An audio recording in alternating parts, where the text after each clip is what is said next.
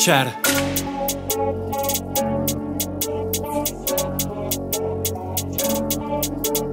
Doğruyun gözlü gel berdi. Aha, yey. Aha, yey. Doğruyun gözlü gel berdi. Hani yanlış düşün. Her adım dimi ölüme tapılmadı bir çare. Bir ömre satılmaz görüyenlen. Doğruyun gözlü gel berdi. Hani yanlış düşün. Her adım dimi ölüme tapılmadı bir çare. Bir ömre satılmaz görüyenlen. Ötkür bakış.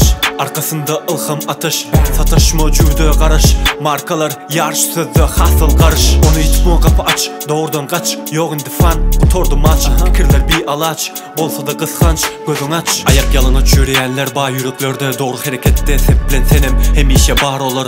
Ivarat geplerden. Sapak zemenden del. Göz aylap durun köçemde sessiz dudağımken. Kamalı gelyen sägin men. Büdüremen. Geçmeyen. Yölü senden diyilecek. Kiçirek düşüncen bilen özüne yetyen.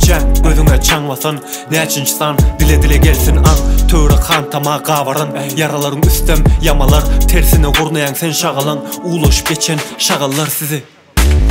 Doğruyun gözlü gel berdi, hani yanlış düşün. Her adım dimi ölüme tapılmadı bir çare. Bir ömre satılmaz görüyenlen.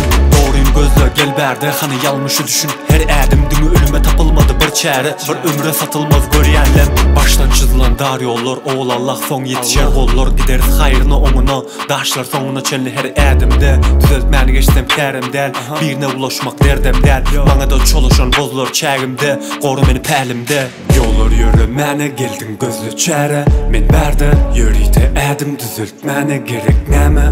Yollar yürümene geldin gözlü çare. Men berdi, yürüyte adım düzeltmene gerek neme. Her adım